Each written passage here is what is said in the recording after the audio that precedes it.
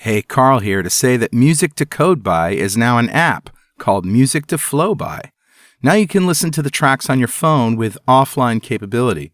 The first 3 tracks are free, and the entire catalog is available by subscription with a new track arriving every month.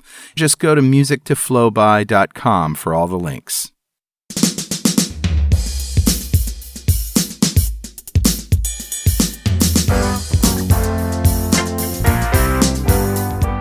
Welcome back to .NET Rocks. This is Carl Franklin. And this is Richard Campbell. And we're in different parts of the world today. I'm actually in Tuscany in Italy.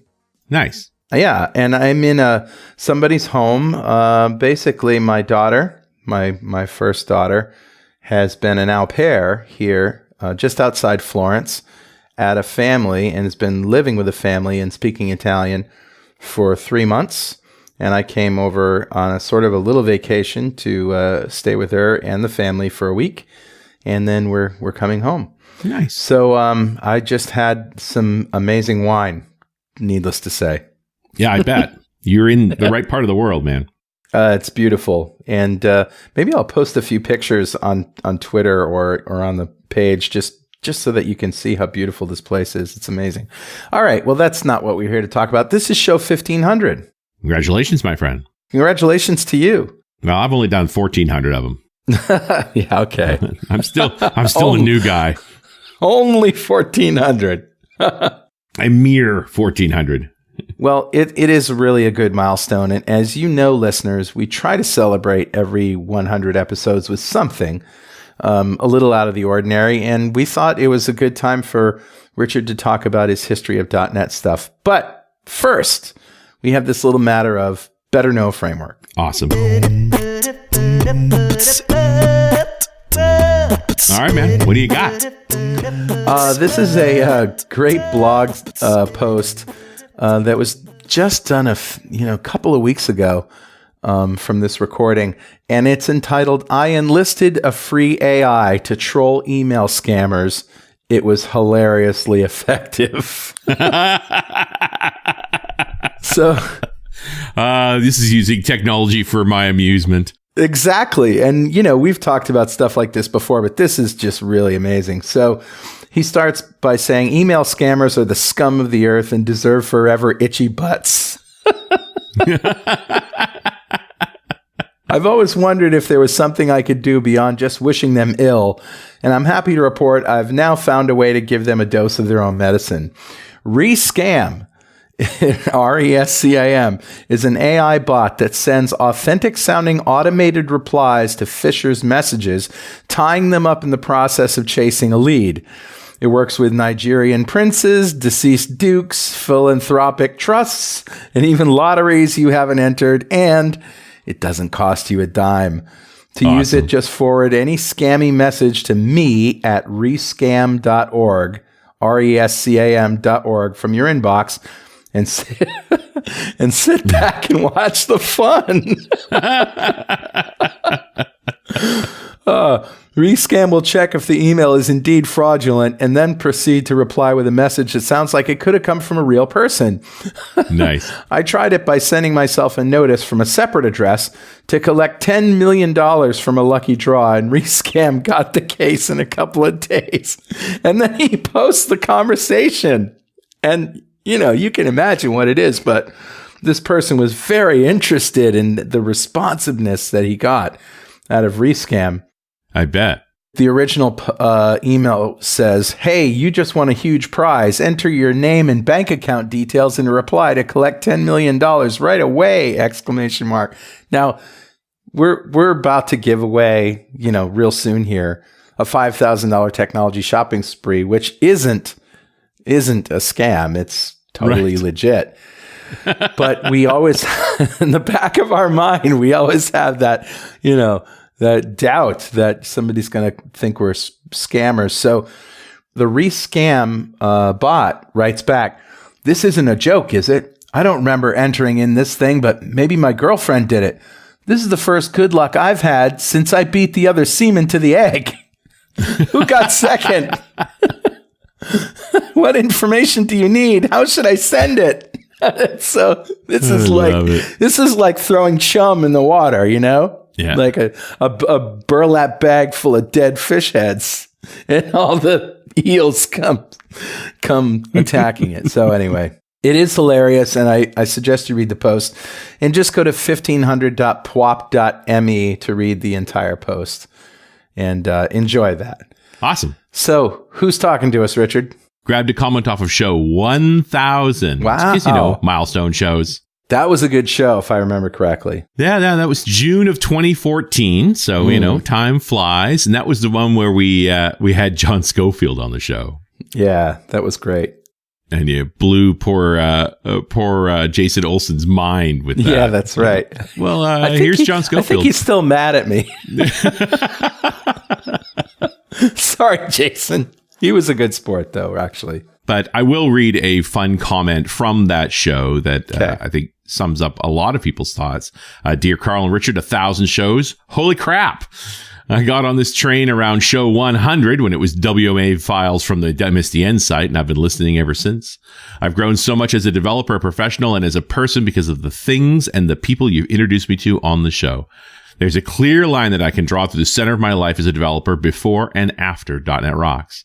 Wow. The contributions that you and your guests have made to my career are immeasurable. It's the joy of discovery that makes being a developer so compelling for me, and I know from years of listening to you guys that you feel the same way. You've brought a mix of curiosity, humor, and humanity to a profession that isn't always known for these things. You pick good topics, find interesting guests, and interview them well. The love you put into the show shines through right down to the quality of the audio. Yeah, great. Yeah, you're the friends that I've had with me on countless bus trips, flights, and bike rides, and you've broadened my horizons. You've changed the way I code. You opened my mind, and you've made me laugh out loud. It's been one of my greatest joys of my life the past 10 years to explore the path you guys have led me on. I can't wait to see where it leads next. Thanks for everything. And that is from Brian Seebacher. Awesome, Brian. Yeah. So, Brian, thank you so much for your kind words. We really have a ton of fun making the shows, and just keep on doing it.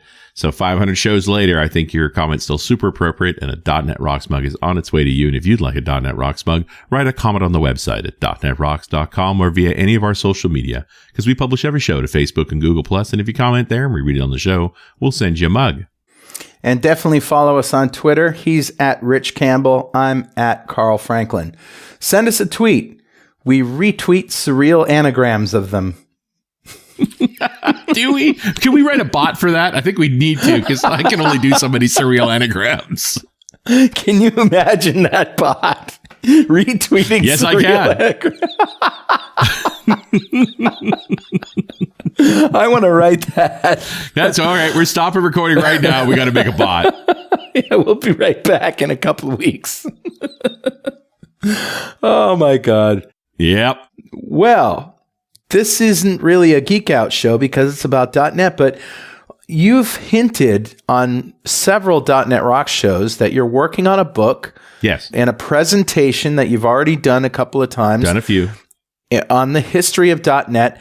And, that makes it almost sound not exciting, but the history of where C# as a language has gone, VB as a language, the runtime has gone, is full of drama. And sure. We decided that this was a good opportunity for you to share it with us. Well, and here we are, episode 1500. It's just a little over 15 years since .NET 1.0 shipped, right? Which is really what got me inspired to start working on this thing in the first place. Was I went to the party, the Microsoft alumni party in February. Yeah. And met with a bunch of the old timers, and we were celebrating 15 years of .NET. Right.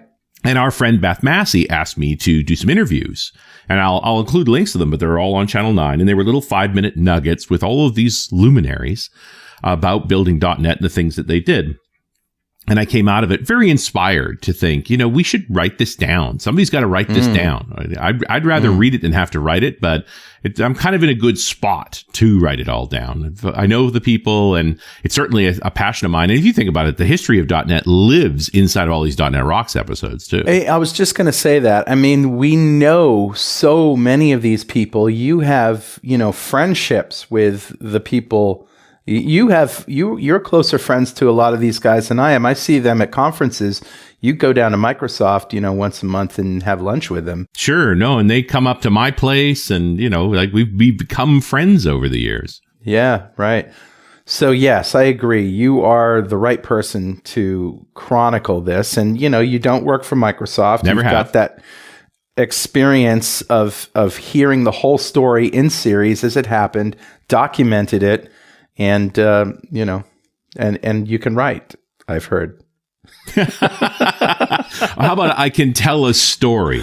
Well, that's true. Yeah. That much we know for sure. And it is a challenge for me too, because many of the folks that are part of this history have been friends of mine for years. And so you want to be respectful of the private things they've said to you, as well as tell the story well. But as the gestalt, as this sort of sense that this story should be told has come out, a lot of things have been coming at me too. So I feel the energy of there's a story waiting to be told.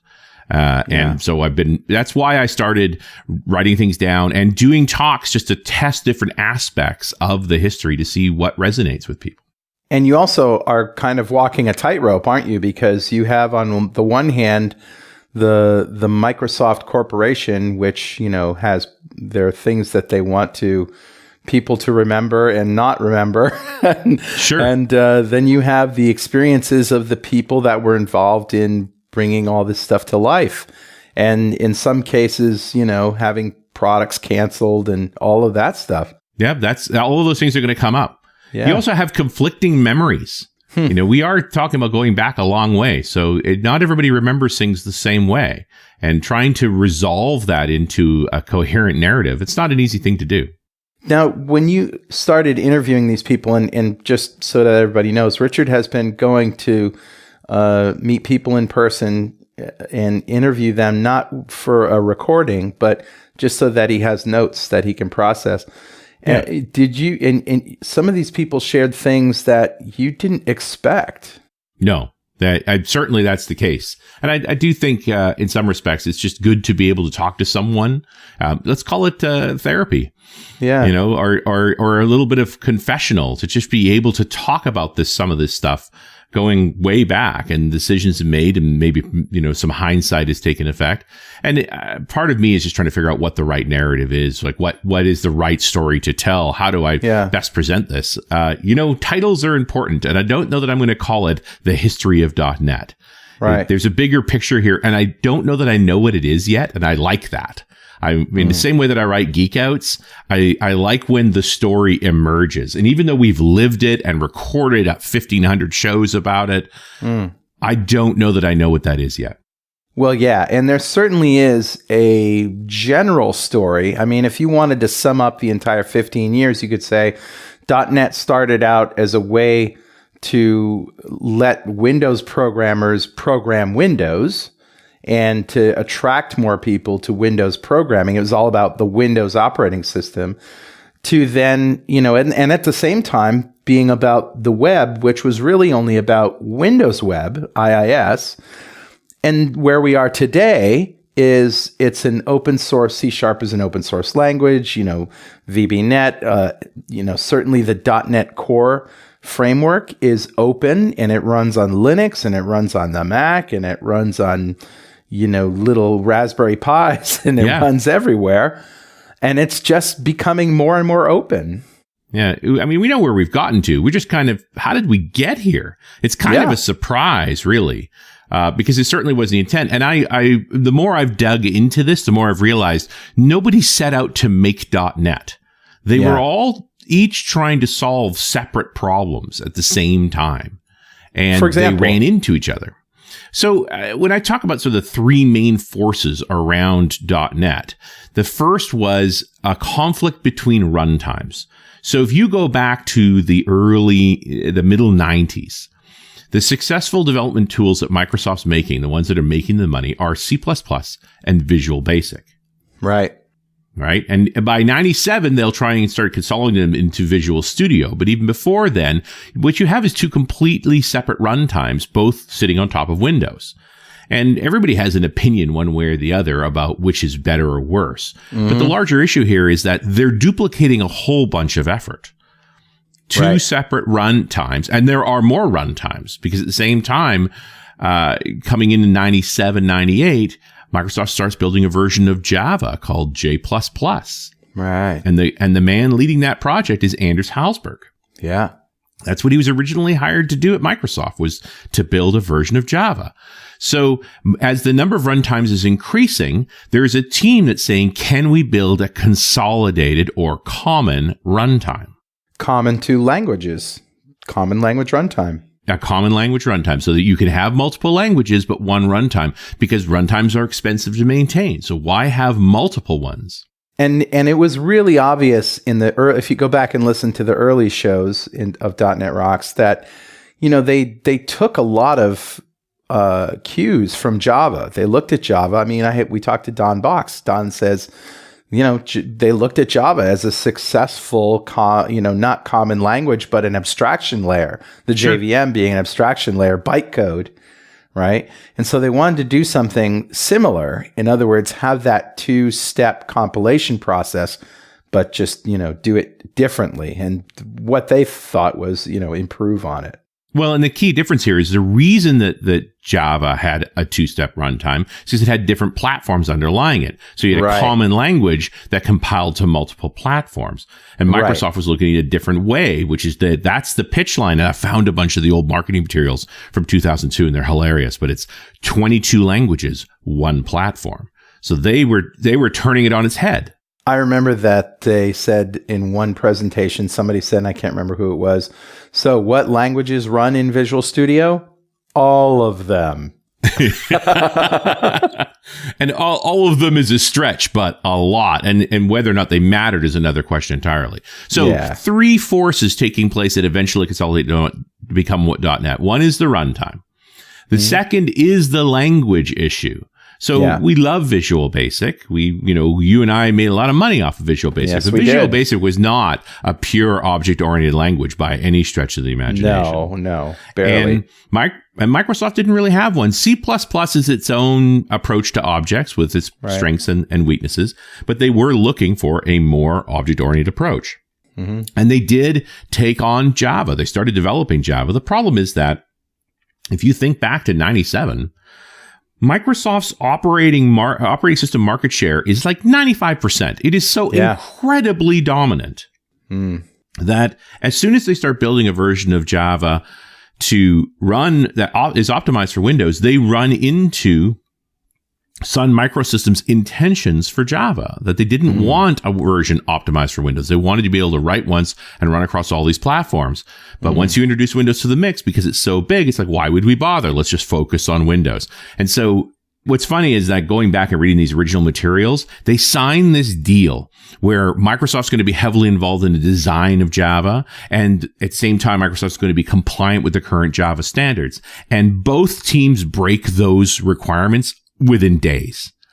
Yeah. And so, the Java relationship wasn't going to last. It broke down almost immediately. There's an argument that Microsoft should have sued Sun. Sun certainly did sue Microsoft. And so within 2 years of the effort to develop Java for Windows with Anders, there's a lawsuit in place. And Anders can't continue to develop it. And Anders does two things. One is that he starts developing a new language from scratch based on what he's learned so far. And we'll eventually call that C#.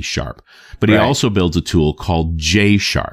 Yep. And J# is a bridge for his J++ developers to be able to move to C#. But there's two things that are needed there.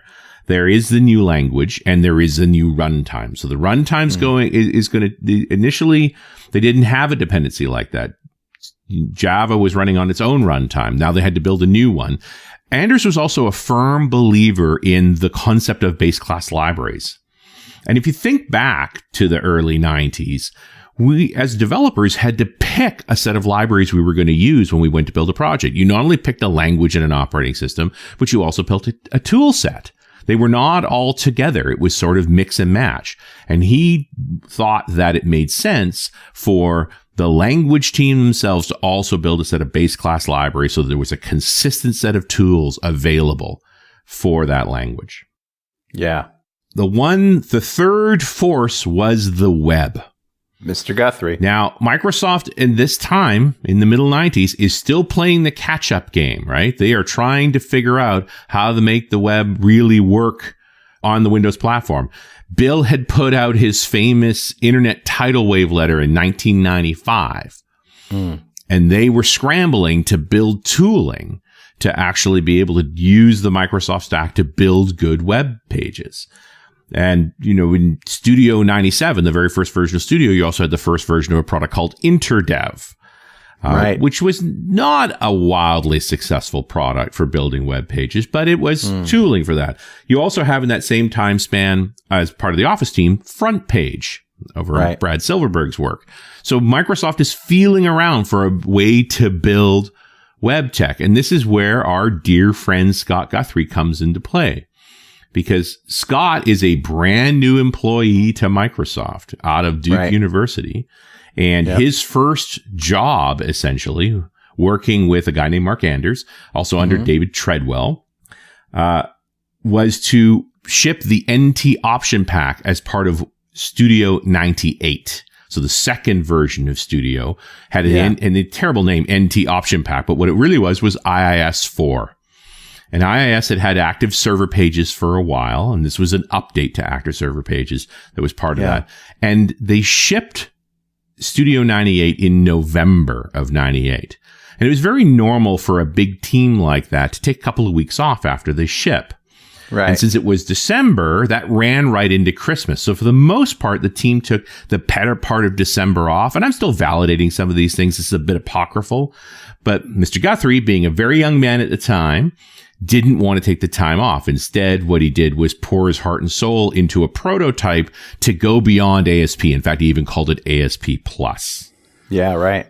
And what he was what was he trying for? He was trying for a better development environment for web development that worked with the existing tools, but he wanted a better language. He didn't like working in scripting languages. He really wanted a full-fledged language. And the only object-oriented language that Microsoft had available to them at that time was Java.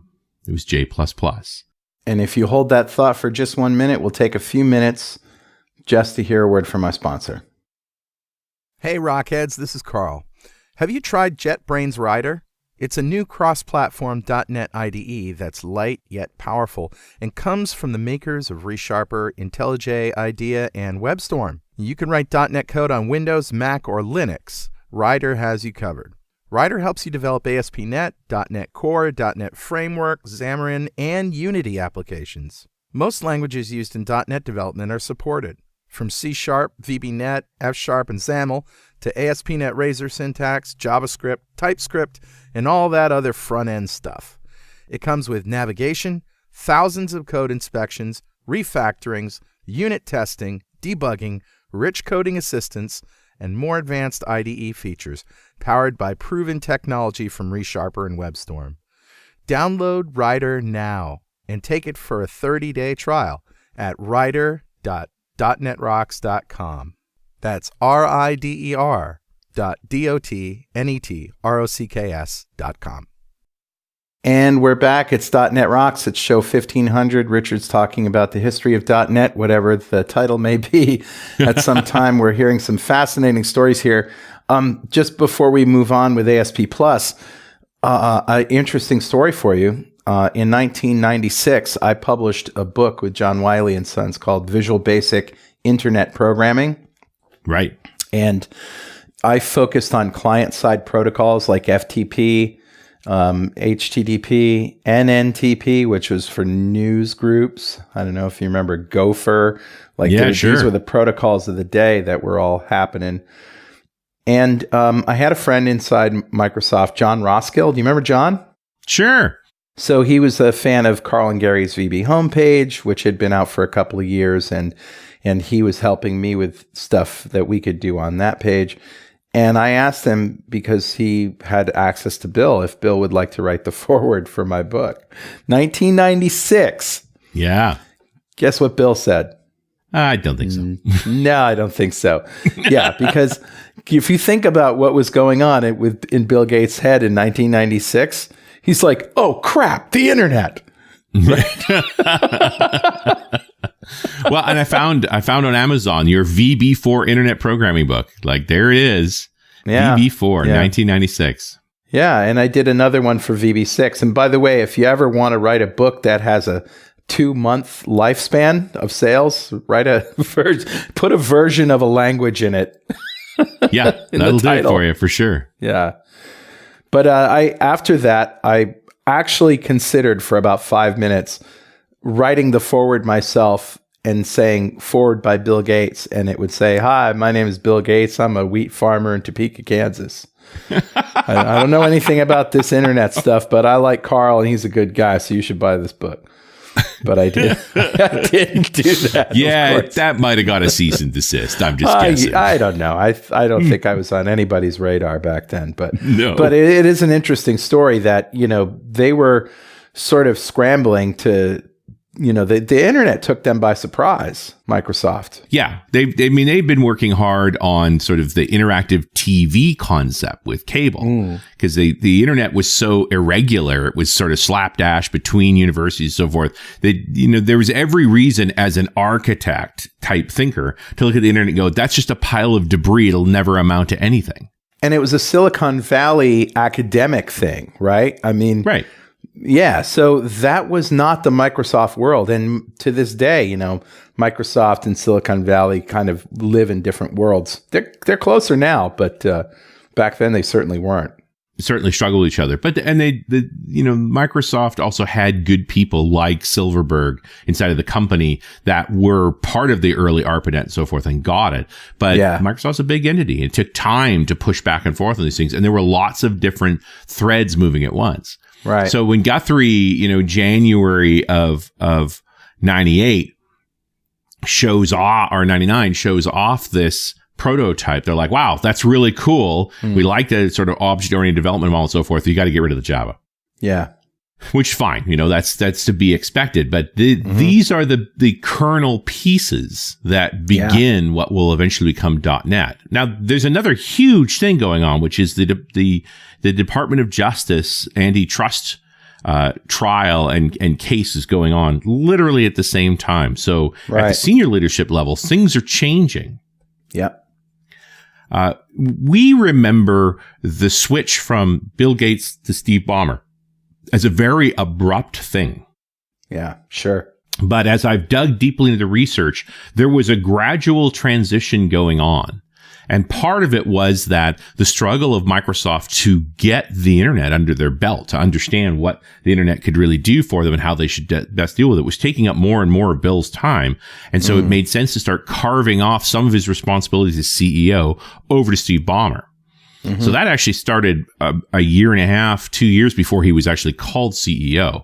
That Bill was focusing more on that chief architectural role. But the announcement in the beginning of 2000 of Bill becoming the chief architect and Steve doing all the CEO duties, we thought of it on the outside as a sudden thing, but it had been in the works for a while. It was a logical transition that was going on. And it doesn't help that the Department of Justice had just declared Microsoft a predatory monopoly.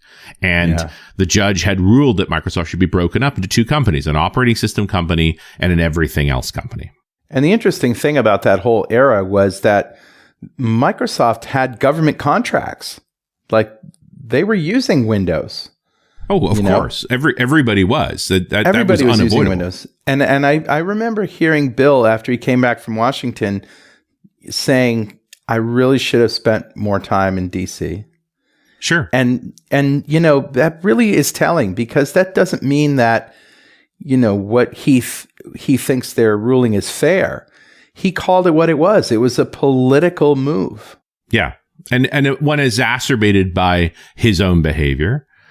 There were a number of opportunities for them to find a better outcome than what had happened. But it didn't work out that way. And, the good news is this ends well, but an incredibly stressful time for the company.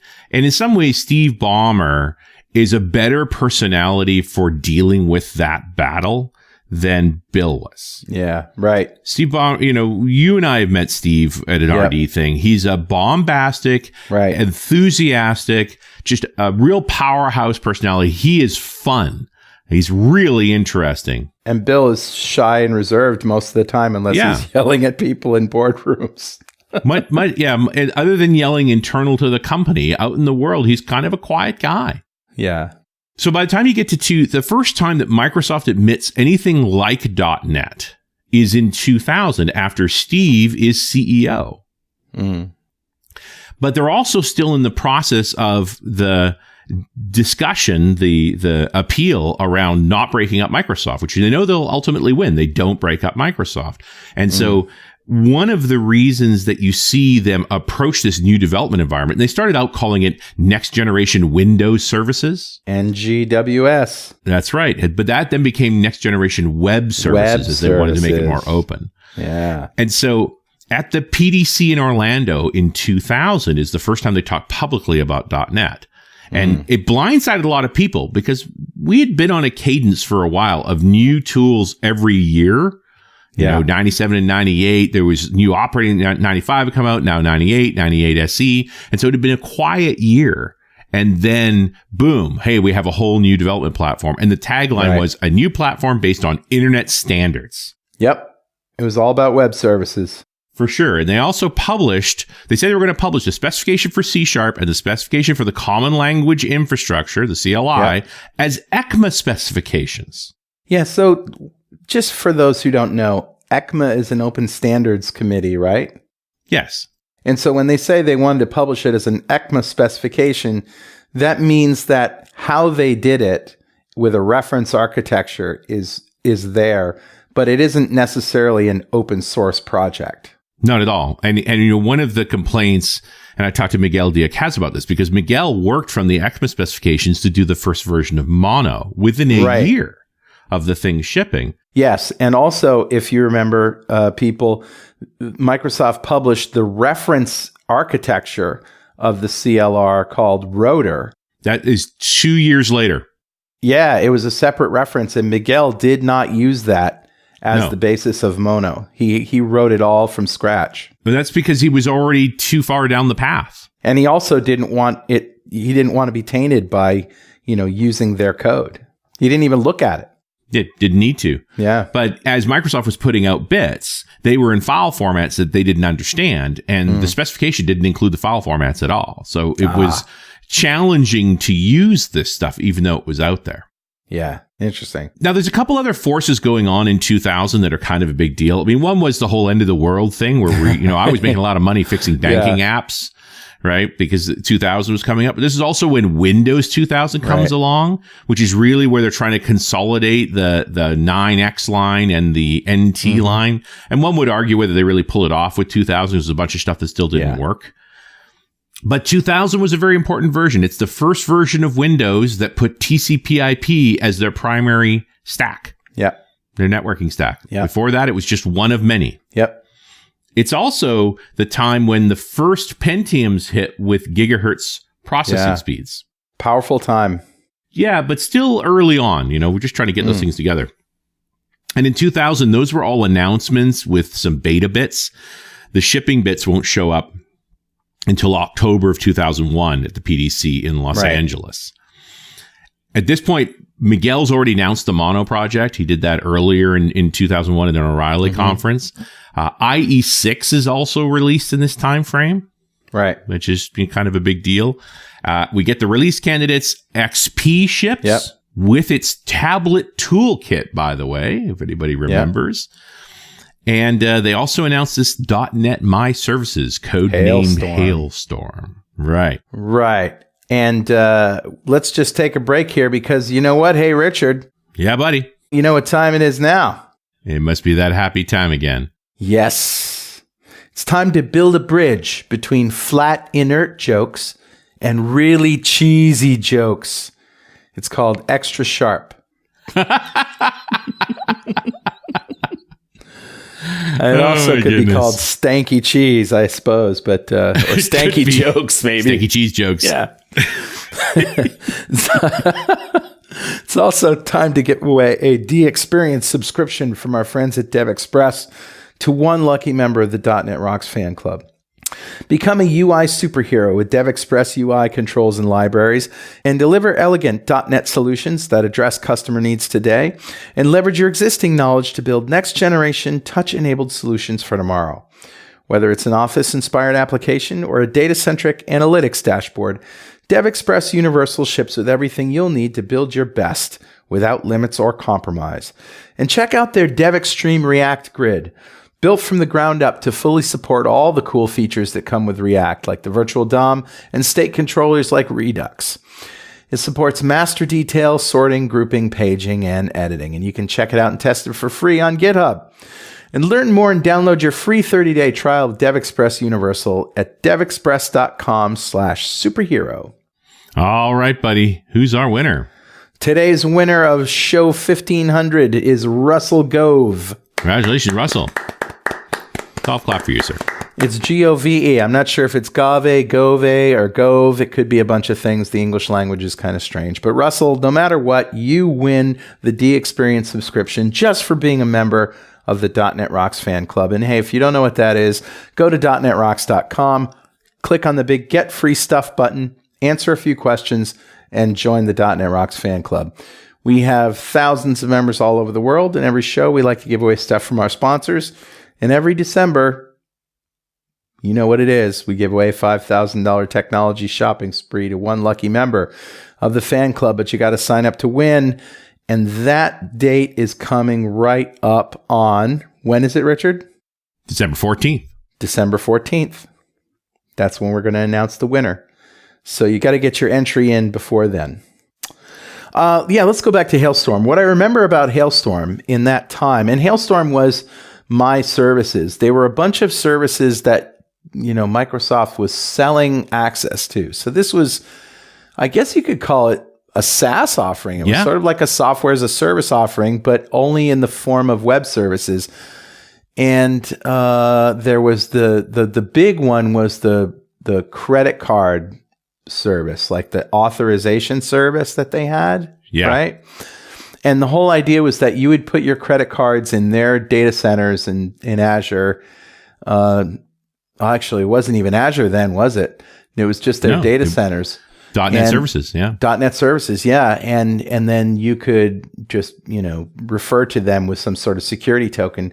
The problem was at the same time, and correct me if I'm wrong, Richard, but I remember that at the same time, they were going through some security crises about being hacked and bugs like that. And so I don't think the public was quite confident enough to put their trust in Hailstorm. Well, I think you had a double whammy. You had the DOJ suit, right? That they were a predatory monopoly. Yeah. And I actually grabbed a list of the viruses from 2001. Yeah. So in February 2001, the Anna Kournikova virus. Yeah. In July of 2001, the Code Red worm that attacked IIS. And these were all Internet Explorer 6 and IIS exploits, right? There's also the Nimda worm, or there's the Slammer virus that went through SQL Server. Yeah. Like these were, and part of this is a byproduct of Bill's rush to get Microsoft onto the internet. Means they built a whole bunch of internet tech really fast. Yeah. And it wasn't particularly secure. Right. And it has a huge impact on .NET because it's the setup for the Longhorn crisis. Yep. And I also do remember talking to friends who had a lot of experience in the Unix world saying, it's obvious that Microsoft doesn't talk a lot to Unix people because they have a lot of the same problems that Unix had growing pains wise, and they didn't learn from them. Yeah, and absolutely true. It's a totally different story today, of course. I mean, they've got some of the best minds in the world from the Unix world working on everything that they're doing. So, but that starts after XP ships when Bill puts out in January 2002. Still, .NET hasn't shipped yet. The trustworthy computing letter, just like he did the Internet tidal wave letter. Now he puts out this trustworthy computing letter where he wants everyone to focus on security in a big way. Yep. And that's what creates XP SP2. Service Pack 2. Yeah. Windows XP Service Pack 2. That's what was the Windows firewall was the first thing. Yeah, all UAC, all of that stuff comes from there. User but access think about control. what it does to Microsoft itself. So he puts out, XP is already shipped. It shipped in November of 2001. The Service Pack 1 is already being set up because it's all the stuff that didn't make the ship date, right? Right. That's why it ends up being Service Pack 2. But because it's such an important update to Windows, that Windows is the linchpin to improving security across the board, the Windows team focuses, the vast majority of them, the most experienced people, get focused on that Service Pack. Yeah.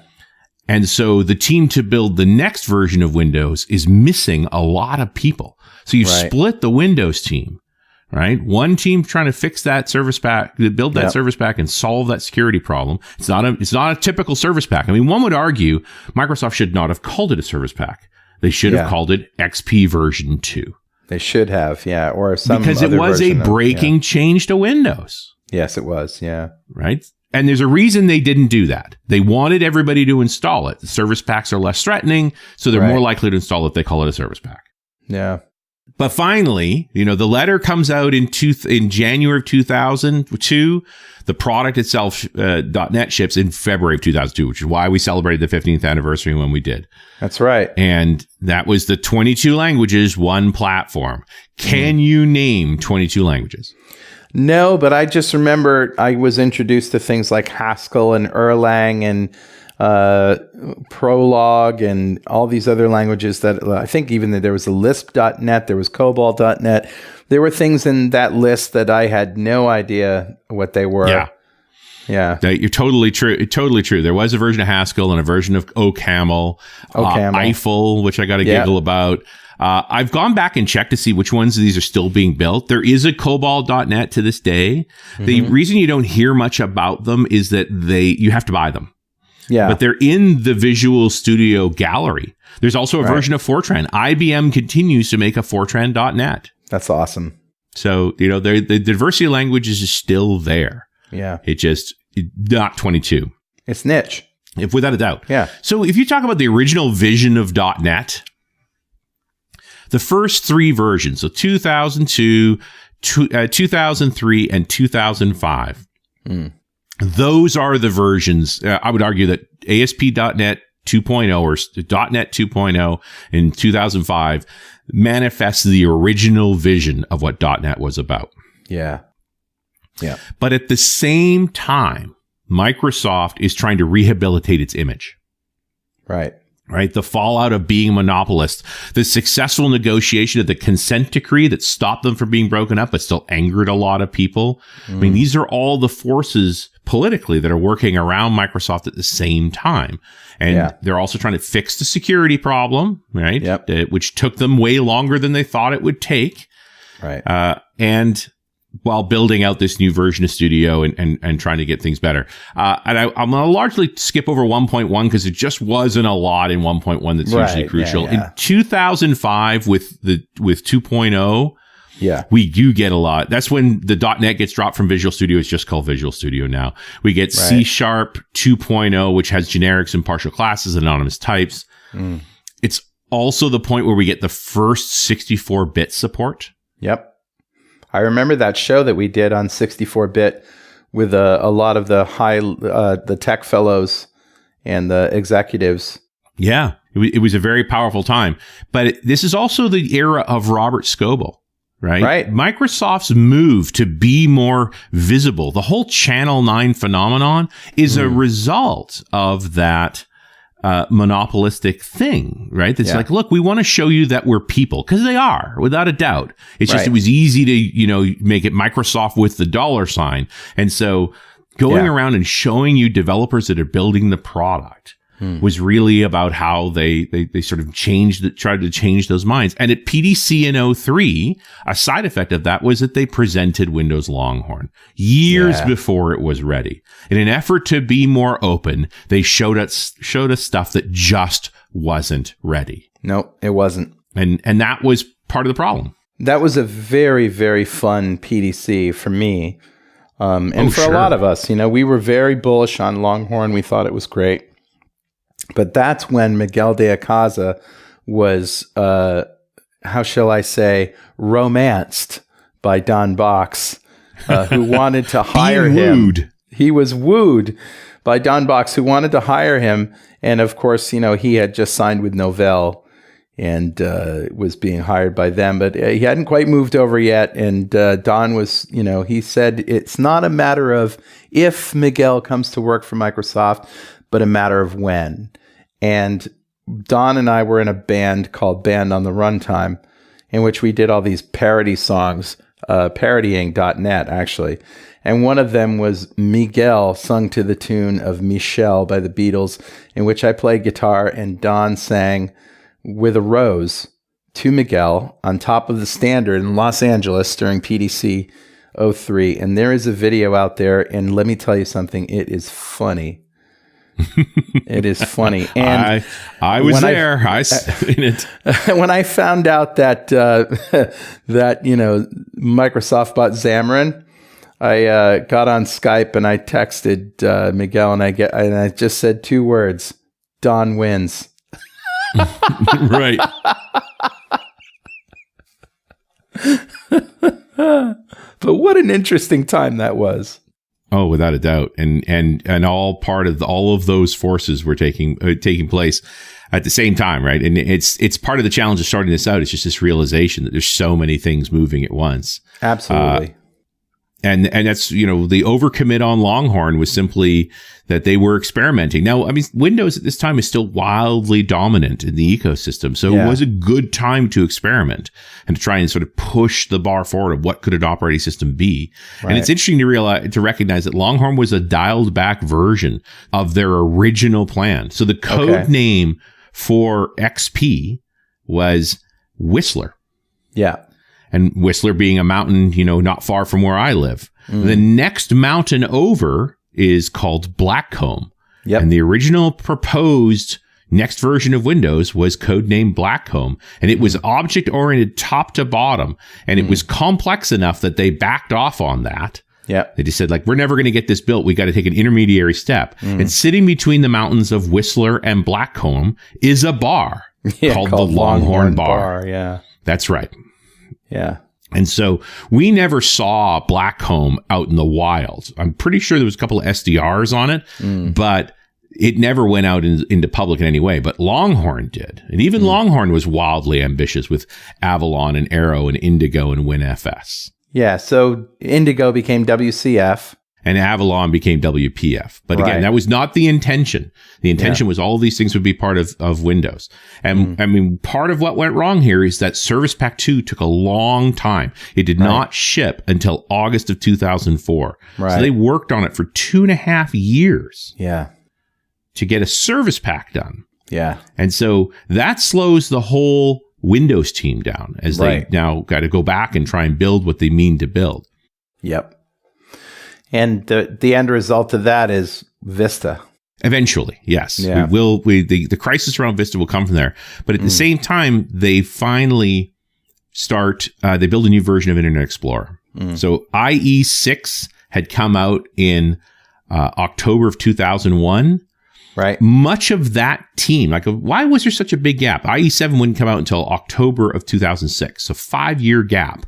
Between versions of browsers. And one of the big reasons is that a lot of that team worked on Avalon. Yeah. You think about what XAML is. It's a rendering system. It's and the amazing. best rendering guys that worked for Microsoft, they worked on that IE team. That's where they were. Yep. But it was time for a new browser. I mean, what was evil about IE6 was that it had been shipped at a time when the CSS specification 1 hadn't even been ratified. Then they were ahead when they shipped it. And then it was the default operating system with XP, and they hadn't replaced XP for years. Right. And so you get the situation where, to IE6 something is to have a tech that is popular and not compliant with standards. Yeah. And that's what happened with IE6. So when IE7 finally comes along, they show it off at the first Mix conference in 2006. That's in March. Yep. That's also where they first mentioned WPFE. And in fact, we had a show around that keynote with Brad Abrams. WPFE was eventually to become Silverlight. That's right. But that's the beginnings of all of those things happened there. And so by November 2006, we finally get Vista. Yeah. Now, the only version of Vista that shipped in November 2006 was the Enterprise Edition, and that was because they had to be compliant with the volume license agreements. The version of Vista that would work for everybody else, the Home Edition, the Ultimate Edition, and so forth, would not come out until the following year. Right. Right, in May of 2007. Right.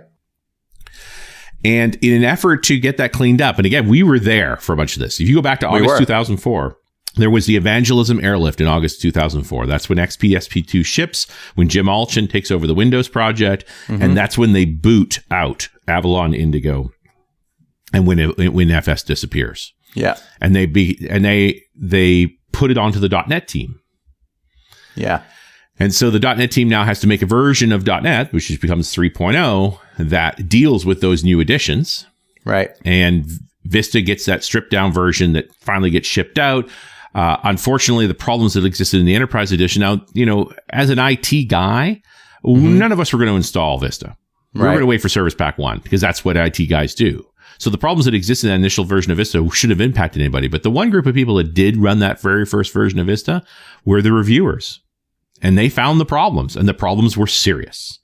And so by the time we have a version of Vista, for the time Service Pack 1 comes along, it has such a bad reputation, nobody wants to even touch it. And the crazy part is, a month later, when Vista's all fixed up, the iPhone ships. Yeah, right. The hits just keep on coming. Yeah, they sure do. Now, the funny part is, of course, the first iPhone that came out was not that great a phone. It was 2G only, and that was before the App Store, when Jobs said, if you're going to program for the iPhone, you're going to program in Safari. Right. Because he was anticipating HTML5 well ahead of HTML5 being real. Right. And in a lot of respects, the phone sort of ends at that point. Every phone after that is a slab of black glass. They get bigger and smaller, but, you remember before the iPhone when we had keyboards and pop-out antennas. Remember that one phone we had with the modular GSM antenna that we used on the road trip? Yeah. There was all this cool stuff. And all of that sort of ended after iPhone. It all became the same. Right. I do remember. I don't think I got one until the second version came out, but I did get one. Yeah. And it changed phones. So that's the middle of 2007. By the fall of 2007, Mr. Guthrie has his mojo going. And I've been trying to figure out exactly when he decided to start pushing the open source movement, because he was clearly working on it for a while at this point. After that first Mix conference, it seems like he started to work on things like MVC. Although there's apocryphal stories about MVC appearing out of nowhere, it was going on for a while. But in October of 2007, he hires 3 people in the same month: Scott Hanselman, Phil Hack, and Rob Connery. Yep, that's right. And these guys Ninja would Army. become the ninja army of the open source movement within Microsoft. For sure. And obviously, Scott had been recruiting them for months. So that didn't happen all at once. But in that same window is when they get the first version of Silverlight out. It's in September of 2007. And this is the V1, which was pretty limited, right? XAML barely exists. Your coding language is JavaScript. It's really about media playback, but it does run on the Mac, both the Intel and PowerPC versions, because they haven't consolidated over on Intel. Right. The other thing that Guthrie does with Silverlight this time is he starts doing out-of-band updates. Right.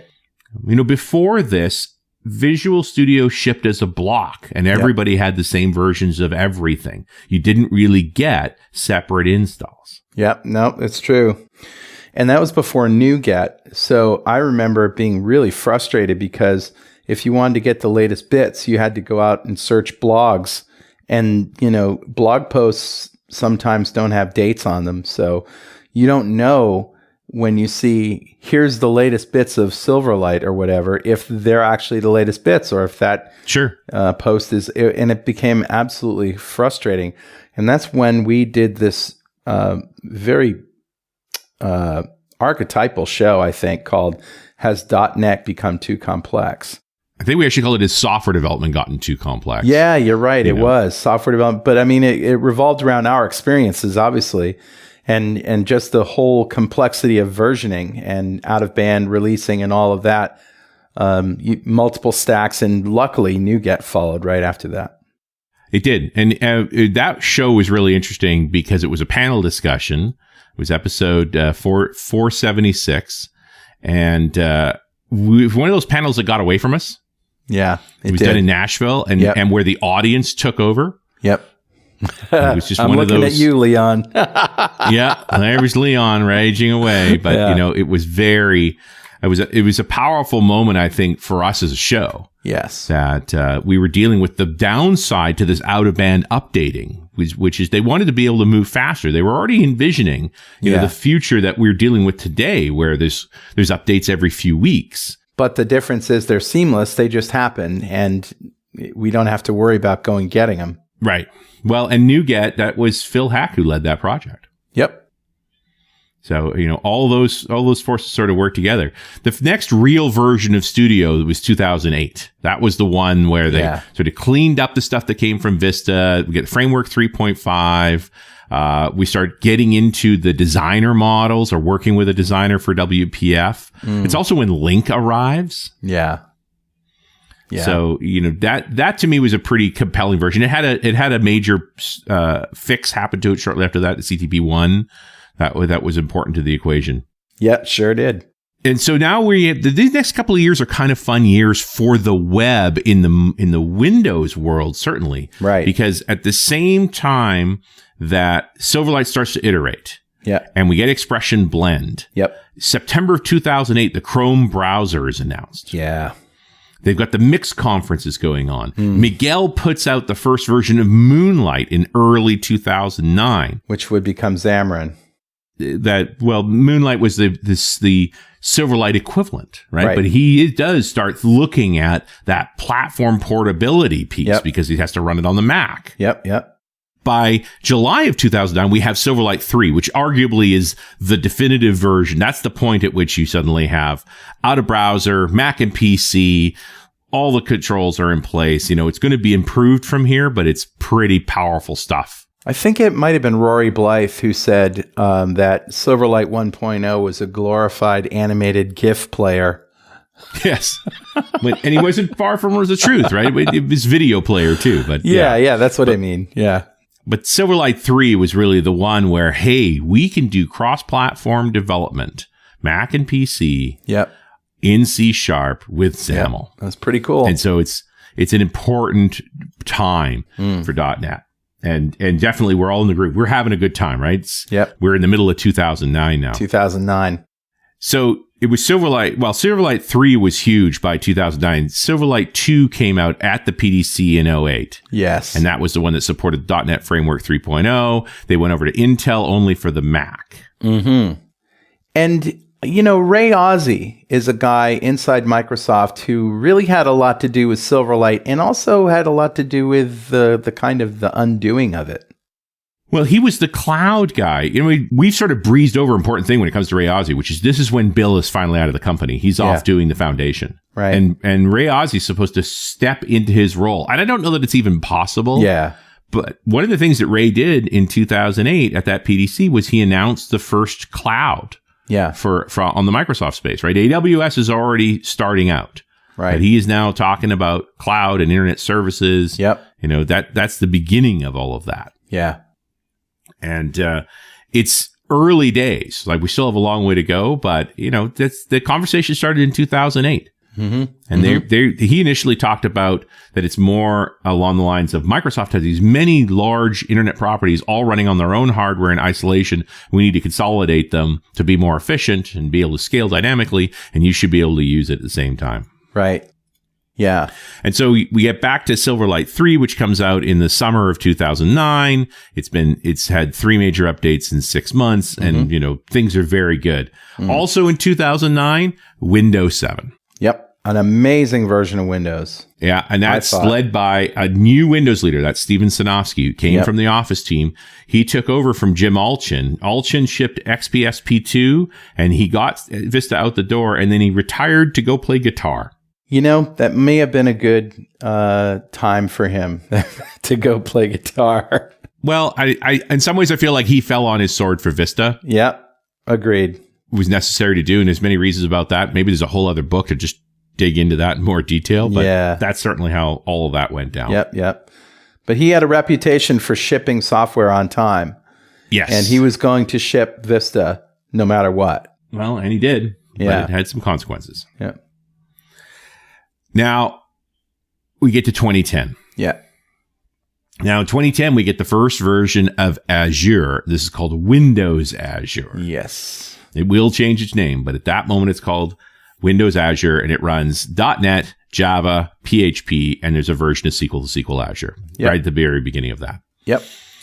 And in March of 2010, 1 month later, the iPad comes out. Dun, dun, dun. Dun, dun, dun. The big iPhone has arrived. Yep.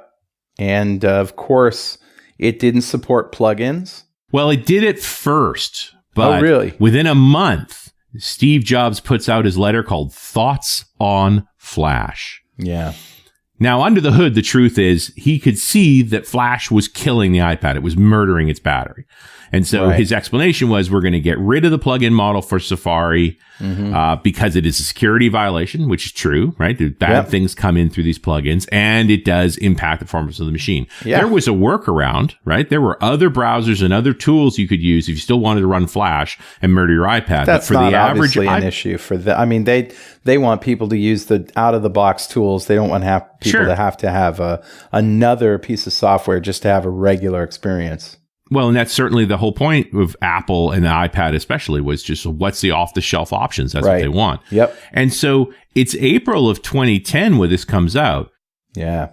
And internally to Microsoft, this is obviously a huge deal. But for us out in the wild, it wasn't all that visible. I don't think we really realized that that was a sort of death knell for Silverlight at that moment. And we heard the rumblings of Silverlight is dead. And, That's not till the end of the year. Yeah, that's right. But because in April, we also got Studio 2010. Yeah. Right. So this is CLR4. We get parallel extensions. We get the first version of F#. We get Silverlight 4, which now runs in Chrome as well as out of the browser. Like, it is a beautiful time in the spring of 2010 for Silverlight. We don't, it's like we're dead men walking. We just don't know it. We just don't know it. Yeah. Yeah. You know, the other thing that's important about 2010, again, we're talking about the open source movement. 2010 was the version that shipped with jQuery. All right. Yeah. They included jQuery in the box, and that's a huge deal. That also starts creating the jQuery Foundation, which is known as the JavaScript Foundation. Like, all of those forces happen there. Yep. So that is the spring of 2010. Let's talk about the fall of 2010. This is the last PDC at the end of October in 2010. It was in Redmond. And there was only 1,000 people there. I think you and I were there. Yep. And so was Mary Jo Foley. Yep. And we all noticed that during that event that nobody talked about Silverlight. Yep. I mean, we just been at the Professional Developers Conference for Microsoft, didn't talk about Silverlight. Yeah. And it was MJ who tracked down Bob Muglia and asked him, why didn't you talk about Silverlight at your Professional Developers Conference? And Bob says, quote, our strategy has shifted. Right. And this causes some consternation, shall we say. That's a very nice way to put it.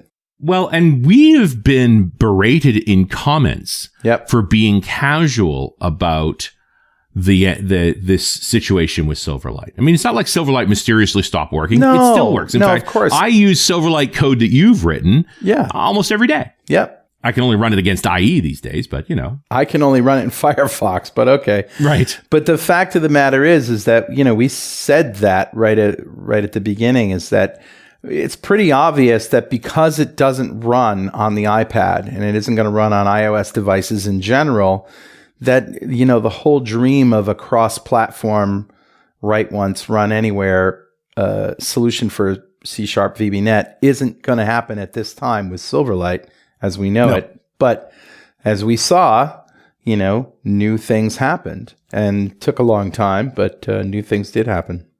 But Microsoft didn't do it very publicly. They actually did it very quietly. Yeah, they did. We didn't know what was going on. I think that was the biggest frustration. I think we went 2 years without Microsoft publicly saying a word about Silverlight. They never said it was dead. Right. They never said anything. It wasn't until David Carmona put out a white paper positioning Microsoft development tools that was the first mention of Silverlight. Right. After that little crazy press moment. Yeah. So if we fast forward a little bit to early of 2011, the big thing going on at this time, while we're all scrambling to figure out what the heck's happened to Silverlight, is the browser wars. Right. So you've got IE9, you've got Chrome, you've got Firefox, the JavaScript core / Nitro. They're all trying to speed up the JavaScript engine, Chakra. That's right. Yeah. And they're all moving fast. They're shipping new versions all the time. Every time you close Chrome, it's updating itself. Like, it's quite madness. But that really kicked off things like Node. Yep. You know, the first version of Node.js we ever see is all going all the way back to 2009. But by 2011, when JavaScript is dramatically faster, its idea of an outside of the browser language is just not that crazy anymore. Right? It becomes much more relevant.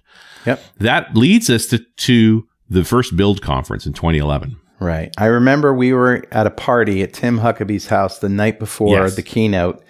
And we did a show on .NET Rocks, and we went around to, RDs and MVPs, and we asked them what they thought the keynote was going to be about. What did they think they were going to see? Put your future prediction hat on. And some people got it kind of right, but not a lot. No, because it was a surprise. It was a surprise. This is in Anaheim. We were there. Yeah. And this is when they announced Windows 8 and the whole tablification of Windows. Studio 2012. Didn't mention .NET very much. Didn't talk about .NET hardly at all. Yeah. It's interesting to note that this is also the time that the consent decree signed back in 2001 ends. Yeah. Right. But one of the big topics of conversation with Build, besides Windows 8, was WinJS. Right. Chris Sells was a big guy in WinJS. And so you and I walked out of that Build conference going, wow, we make a show called .NET Rocks. Yeah. And they didn't talk a lot about .NET. I didn't see any .NET in there. Right. And that's when I looked at Richard and said, we should do another show. We keep doing .NET Rocks, but we'll do another show and call it the Tablet Show and focus on mobile development, tablet development, even mobile web development, because, that has its place. Sure. And it was hard to talk about it on .NET Rocks because it just wasn't about .NET at all. Right.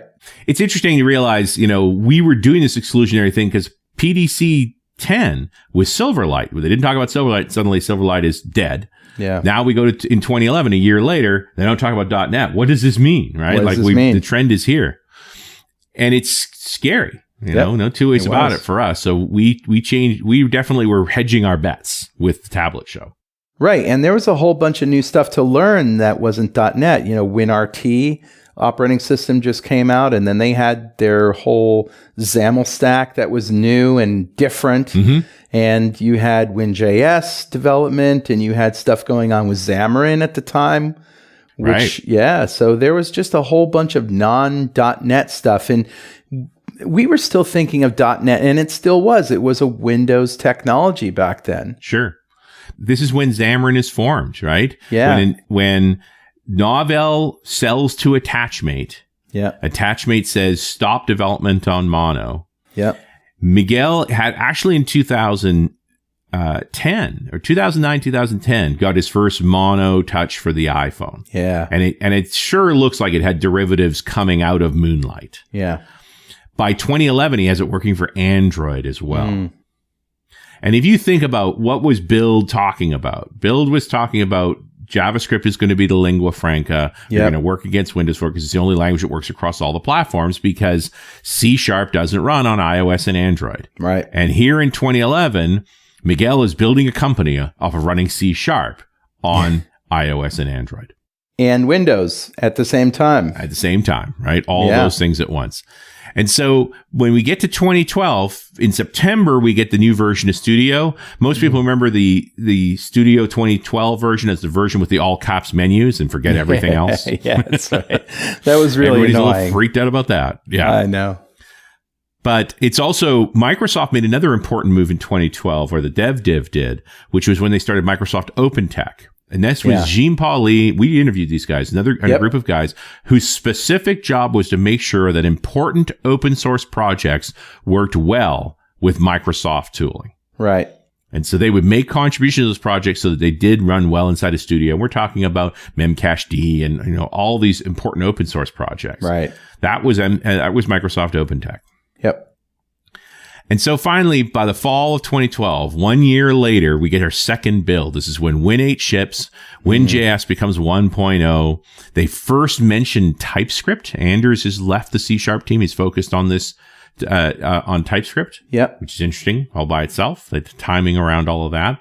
Yeah. But also apparent is the App Store rolls out. Yeah. For the tablet, for Win 8 tablets. And 80% of the apps in the store are C# XAML. That's right. So as much as the intent had been to be big on JavaScript for all of that, it wasn't what was actually happening in the store. Yep, that's right. Turns out people like those Win32 apps, those C# .NET apps. Yeah, and developers know how to build for it. So I think that part of the goal of build was to win over a new set of developers to work on the Windows environment, and it didn't happen. The existing developers continue to work. So these were existing developers that had done WPF, had learned enough XAML to jump on the WinRT bandwagon, and then were writing Windows 8 apps for the App Store for WinRT. Yep. But they were using C# and .NET because guess what? That's your market. Those are the people that you know. You don't know the JavaScript developers. These were the devs that were willing to work in the environment, right? Yeah. And your existing devs aren't going to switch over, and the external devs never learned the new environment, so they weren't interested. And all the JavaScript people who use, the text pad of the day and don't use developer environments like Visual Studio said no thanks. Yeah, they just didn't do it. They just didn't. And Microsoft didn't have the tooling for it. And you also, if you think back about those two builds, Microsoft was trying to act a lot more like Apple. They were keeping everything a secret. And for us as insiders, it was especially hard. They weren't telling us anything. It was very hard. So you were waiting for stuff to ship before you found out about it. And that had a big impact on enterprises. Enterprises won't touch software till they've thoroughly tested it. So then that's right. You're not going to have anybody on stage with you if you don't get them involved in advance. Yeah, and you're not going to have any apps if you don't have them involved in advance. Like it sort of became a self-fulfilling prophecy. Yeah, exactly. If you don't engage with developers in advance to experiment with these tools, you're not going to have anything to show. And it's what happened.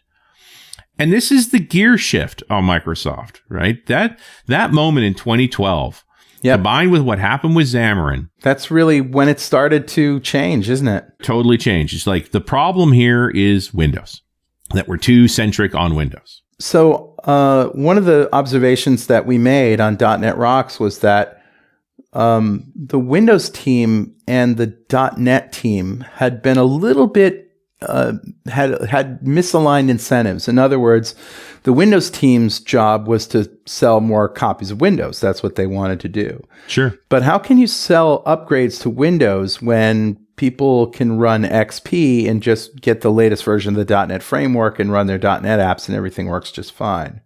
Right. So, so in a sense, Steve Sinofsky kind of felt like that .NET was sort of holding back Windows upgrades. And, after Sinofsky left, and you're going to talk about this next, but after Sinofsky left and, after Windows 10 came out, which I know I'm skipping way ahead, they really forced upgrades to Windows 10 on everybody so that they could say everybody runs Windows 10. And that's how they got around that issue. But there's they also a lot gave of things it away. And they gave it away. And by the way, Colin Melia at Tim Huckabee's party before the original build said soon there's going to be free Windows for everyone. And he was right about that. Yep, to a degree. But anyway, I skipped over a lot of stuff. To a certain amount. I mean, there was the thing that was interesting about Build 2012 was shortly after that, Steven Sinofsky left the company. Yeah. And the changes that happened to Win 8 for Service Pack 1 made it more sort of half Win 8, half Win 7. So it was, the start button came back. Things got a little more familiar. And we did get a new version of Studio in 2013. It mostly got rid of the all caps on the menu, so everybody relaxed. Yeah. It was also the first version that simply was not distributed on disk. You got it via the internet. Yeah. And it had the RT tooling in it, like it sort of consolidated all of those features in 2013. Was a pretty thorough version. Yeah. But by the end of 2013, we have a new CEO. He actually comes on board officially in February of 2014 when Satya Nadella takes over. And he was the real driving force between all this. I would call it the glasnost of Microsoft, really. Well, that's when we find out they built a version of Office for the iPad. They just never shipped it. Within a month of him being CEO, it's no longer Windows Azure, it's Microsoft Azure. Yep. And by April of 2014, so think about this, become CEO in February, Microsoft Azure in March, first build under Satya is in April. Boom, boom, boom. Yeah. And what comes out in April of 2014 at that build event? The .NET Foundation with Xamarin in it. Yep. Rosalyn ships, the C# compiler ships, and is open source and cross-platform. Yeah. It's pretty amazing. And they announced that Windows is free for all devices with 9-inch screens or smaller. Yeah. And, we've been talking about the rest of it since. It's just gotten, then Microsoft bought Xamarin. A couple years later. And everybody's working towards this unified XAML that we have yet to see, but that's definitely the direction we're heading. Definitely Satya coming in marks the absolute point at which .NET becomes a moniker no longer for Windows technology, but it now is about open source, multi-platform development. Although, in 2014, they just had C#. They had not tried to move the framework over. And the framework, one would argue, is still in motion. It was only August of this year, of 2017, that we got Core 2, which seems to be fairly parity to the original .NET framework. Yeah, and it took a long time to realize that, but certainly, Satya marks the point at which that starts happening. Yes. I think the forces were already there, but now the leadership matched it. Yeah. And that has certainly accelerated things. Although, now the debate is whether or not Microsoft is outrunning its customer. That we're actually dealing with a situation where folks are still using traditional framework, traditional tooling, and they're only working in Windows. Yeah. And they just don't see a need for a lot of the Linux related stuff. It's not important to them. Well, if they're hosting, certainly performance is a very big lure and a big attraction to running on Linux in a container. Performance and overhead, you can't beat it. Yeah, well, maybe we could. They just have to keep working on it. There could still be faster. I think the container solution in the Windows world isn't all the way there yet. In the Linux world, it certainly is. Yeah. We're still seeing people, we're still doing those shows and folks are still complaining and struggling with things. Right. But from Satya coming on in 2014 to today, 3.5 years later, things have moved even faster. Yeah, I think it's kind of stunning to think about the amount of stuff that's happened. And I don't know that all of us have moved as quickly. It's challenging. And certainly, when we talk to our guests, they are running ahead with a bunch of stuff and sort of helping us to show the way. Yeah. But it doesn't make it easier for the average listener to grab all of those bits. Well, my friend, we're 20 minutes over on this show, and I'm happy to say that it was worth it. This has been a great talk, and I know there's a lot more of the story, and there's a lot more to come, for sure.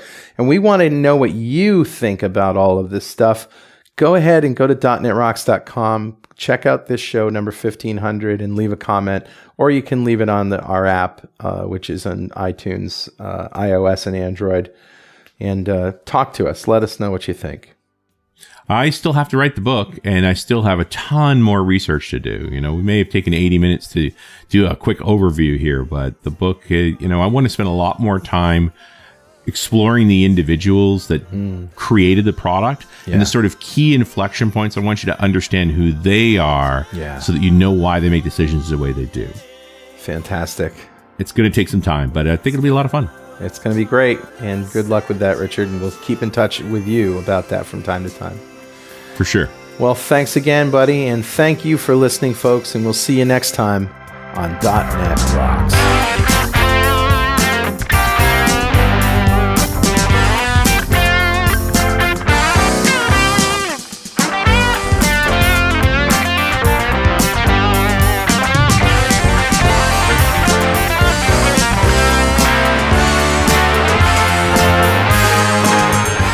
.NET Rocks is brought to you by Franklin's Net and produced by Pwop Studios. a full-service audio, video, and post-production facility located physically in New London, Connecticut, and of course in the cloud. Online at pwop.com. Visit our website at dotnetrocks.com for RSS feeds, downloads, mobile apps, comments, and access to the full archives going back to show number 1, recorded in September 2002. And make sure you check out our sponsors. They keep us in business. Now go write some code. See you next time. Got a transmitter banned by the FCC. Yes, I'm a toy boy.